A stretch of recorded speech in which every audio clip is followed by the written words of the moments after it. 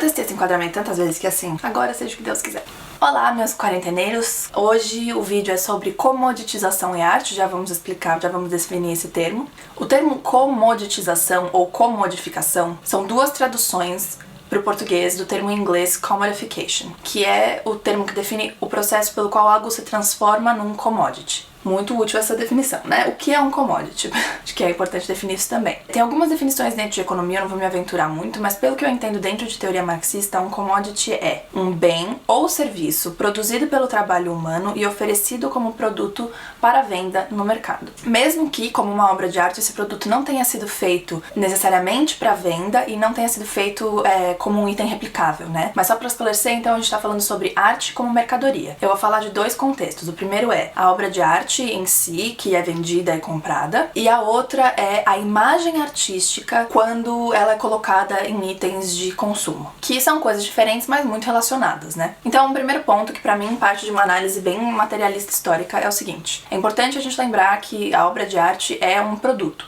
Ela é um produto do seu tempo e ela é um produto do trabalho e da força de trabalho humana. Muitas vezes a gente mitologiza ou romantiza a mão do artista como uma coisa quase divina, sendo que se trata de um trabalho muito humano e quase braçal, a produção de arte, muitas vezes, né? Dentro de um sistema capitalista em que as pessoas vendem a sua força de trabalho, o artista então depende de vender a sua obra para se sustentar. Ele, portanto, depende de toda uma cadeia de recursos financeiros. E aí é interessante, na Faculdade de História da Arte, por exemplo, sempre que você está olhando uma obra, é interessante se perguntar quem financiou aquela obra. Atualmente, obviamente, tem toda uma estrutura de mercado ligada à arte. Aliás, para quem leu o Jabá, para quem leu o meu artigo sobre o impacto da pandemia do coronavírus nas artes, vai notar que eu falo um pouco sobre esse mercado e de todas as movimentações de dinheiro, de pessoas, de obras das quais ele depende e que ele gera, na verdade, também. Dá pra expandir bastante nesse assunto, mas esse não é o foco do vídeo, é só um lembrete que vai me ajudar a discutir outras coisas no ponto 2. Agora, o ponto 2. Como que a gente pode pensar a transferência da imagem artística para um item de consumo, qual ela pode ser vendida e replicada infinitamente, com muito mais facilidade do que quando ela é uma obra, que é um item mais exclusivo, ainda que também, como eu acabei de falar, seja comercializado como produto. Obviamente, se eu entendo o artista como um trabalhador, eu entendo que produzir pôsteres, camisetas e outros itens é um meio de se sustentar. Mas o que me interessa aqui é o processo em grande escala, não necessariamente o artista ali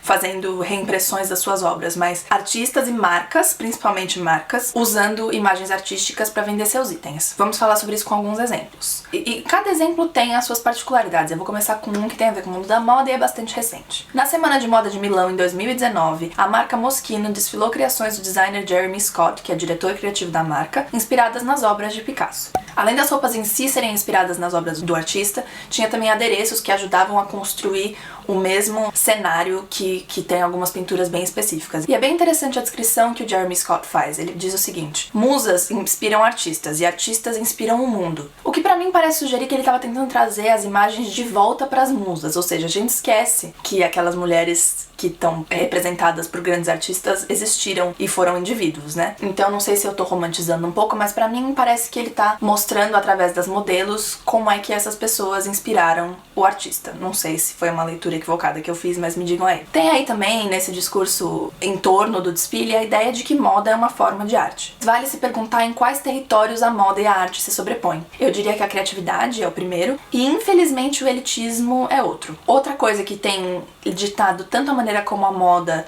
quanto a maneira como a arte se desenvolvem é uma influência do que vende na internet e do que pode ser difundido através da internet. Uma cultura da imagem que é reproduzida. E aí eu recomendo a leitura do Walter Benjamin, que fala sobre a arte na era da reprodução mecânica. Ou seja, quando a arte pode virar foto e daí pode ser reproduzida infinitamente onde você quiser. Ele fala um pouco da perda da aura da obra de arte, que é uma discussão que a gente vai retomar no segundo exemplo, mas aguentem firme, guardem essa informação. Num contexto de internet e principalmente mídias sociais, tanto a moda quanto a arte, tudo que tem a ver com imagem, na verdade, começou a ser pautado pela obsessão pelo instagramável. E assim, eu já vi exposições sendo publicizadas dessa maneira. A exposição mais instagramável do ano. Nosso segundo exemplo é uma colaboração artística e, mais que isso, uma parceria comercial entre a marca Vans e o Museu Van Gogh em Amsterdã. O que o diretor do Museu Van Gogh disse foi que eles estavam no museu muito contentes com a coleção porque ela se atrelava à missão deles de tornar a vida e obra de Van Gogh acessível para a maior quantidade possível de pessoas para poder inspirá-las. E aí eu fico pensando nessa ideia de acessível e também na ideia de inspiração. Comprar obras de arte realmente é claramente inacessível, justo. Mas aí tem uma sugestão de que a obra de arte na rua, em formato de produto Vans, seria mais acessível do que a obra como obra no museu. Já falamos aqui nesse canal sobre os vários fatores que fazem com que o museu seja um espaço pouco acessível, mesmo quando ele é de graça, porque tem toda uma construção social daquele espaço que é intimidadora e que é exclusiva. Vou deixar linkado o vídeo em que eu falo sobre isso. Então, de novo, a coleção sugere que a obra tá saindo do museu, que a obra tá indo para outro público, que não é o público que necessariamente ocupa o espaço do museu. Mas o que eu queria discutir, na verdade, são as reações, mais do que a campanha em si. Foi um tal de tadinho do Van Gogh. Ai, pronto, agora os adolescentes podem romantizar os surtos do Van Gogh e idolatrarem só Noite Estrelada para pagar de cult. Eu estou lendo porque se for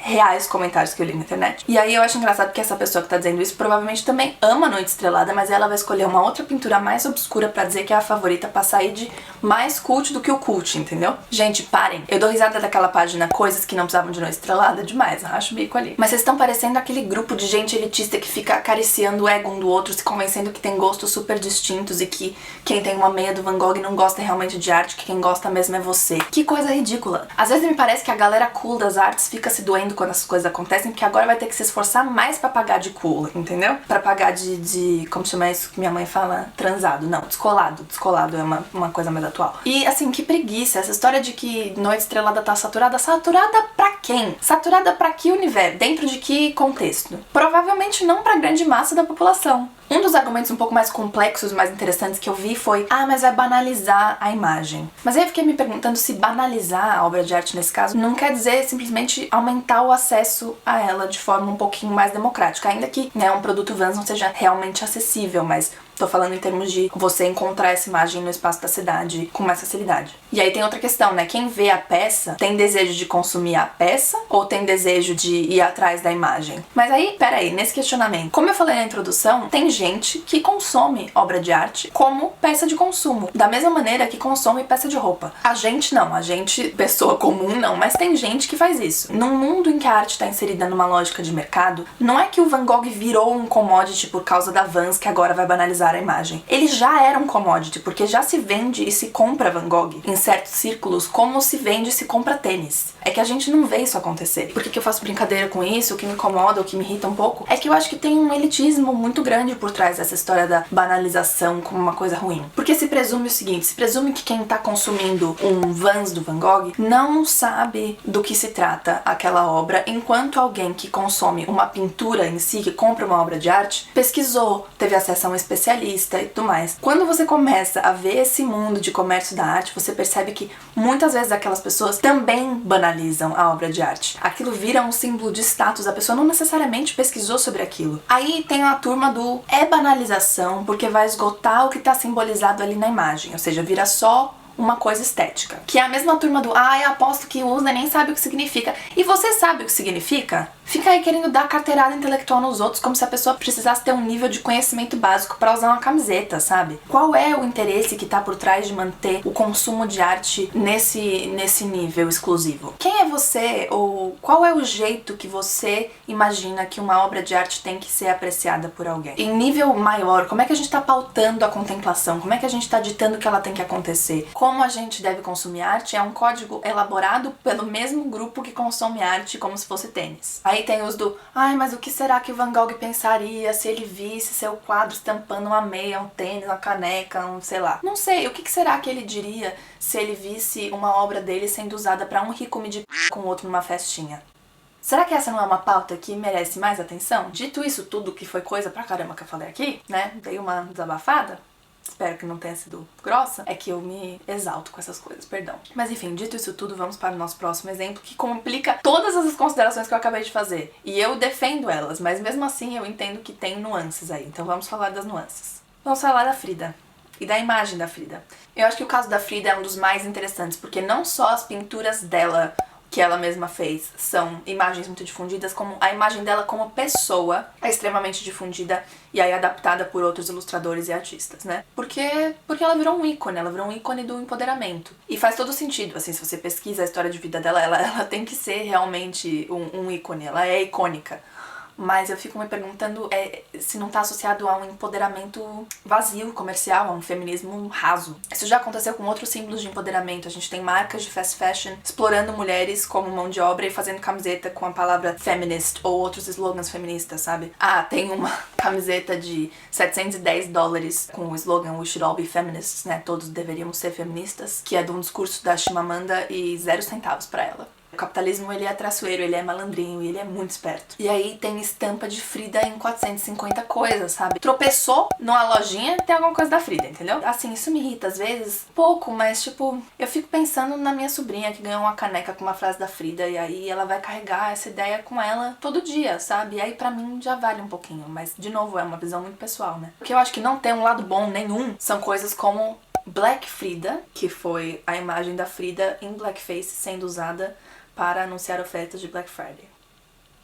Meu Deus. E Frida usada pra anunciar a promoção de estúdio de sobrancelha. Tipo, vocês vão ver a imagem, é um negócio assim. Quando eu vi, eu achei que eu tava tendo uma alucinação. Porque aí não tem nem a sombra do valor da pessoa, sabe? Na caneca ali da minha sobrinha, eu acho que ela tem uma mensagem, sabe? Uma mensagem que, de fato, é a mensagem que dá pra conectar de volta a Frida. Agora, blackface e sobrancelha, sinceramente, acho que é quase a inversão dos valores, né?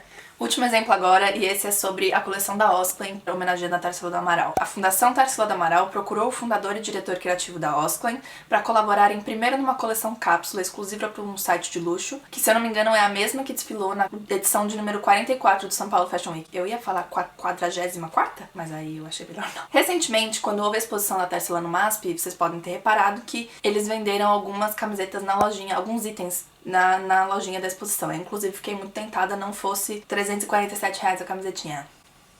Na página da marca eu não encontrei nada sobre o destino dos lucros das vendas e acho que foi uma parceria mais criativa do que comercial. Em uma matéria da Vogue, o Oscar, que é o diretor criativo da marca, explica que ele se considera também um artista, não um designer, e que, portanto, eles, aí eu imagino que ele estivesse falando da fundação, entenderam que ele teria mais respeito e talento para tratar daquelas obras. E aí, né, respeito e talento, a gente já vai voltar nesses termos. Ele disse que também trabalhou não só com acervo visual, mas com arquivos, sobre a vida dela para poder reinterpretar as pinturas e esboços da Tarsila em formas de arte, roupa e performance. E eu confesso que eu fiquei, assim, encantada com essa coleção. Tipo, é muito linda. Eu fiquei até me perguntando se eu não deixei meu gosto pessoal influenciar a minha análise disso como fenômeno social, porque, pô, achei bonito demais, assim. Será que eu tô menos inclinada a ver essa coleção de maneira negativa porque eu achei as peças bonitas? Será que é porque a coleção se coloca como um artista interpretando o outro? A beleza que eu vi nessas obras, será que é um sinal de que teve ali uma abordagem cautelosa em relação às obras? O que eu não queria deixar passar de novo é a questão do elitismo, do tipo, porque isso é high fashion, ou, né, uma moda super refinada, então ok. Mas, de novo, se for uma cara da Frida numa camiseta vendida por um fast fashion chinês, não pode. Enfim, é importante levantar isso, mas agora falando a minha opinião, eu achei essa coleção cápsula belíssima.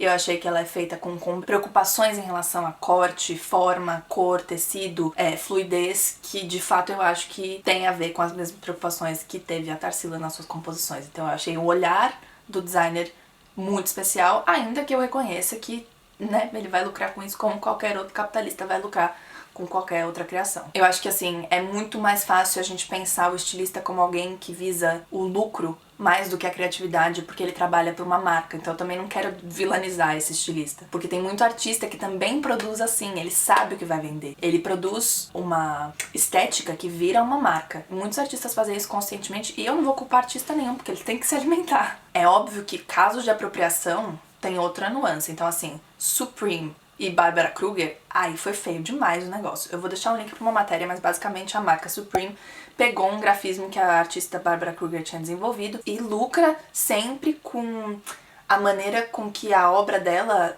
atribui o significado àquela fonte e àquela imagem. Um significado de, como chama isso? Irreverência. E a Supreme surfa nessa onda da irreverência e lucra pra né? Então é isso, levantei muitas questões, acho que cada exemplo traz coisas muito únicas, mas é isso. Se você tiver sugestões de outros temas pra gente introduzir nessa discussão, deixa comentado aqui embaixo, que aí eu trago ou em vídeo ou em blog, porque agora temos um blog, caso você não tenha visto meu último vídeo. Eu espero que as questões que eu trouxe aqui tenham ecoado aí pra vocês, tenham feito sentido, que eu tenha conseguido explicar. É um tema bastante complexo e, de novo, tudo que eu falei aqui é só a minha opinião. Se você acha que as pessoas não têm que ter medo do Van Gogh, tá tudo bem, a gente não precisa brigar. Como qualquer opinião, isso depende de perspectiva, então vamos trocar as nossas. Então é isso, até a próxima, tchau, tchau!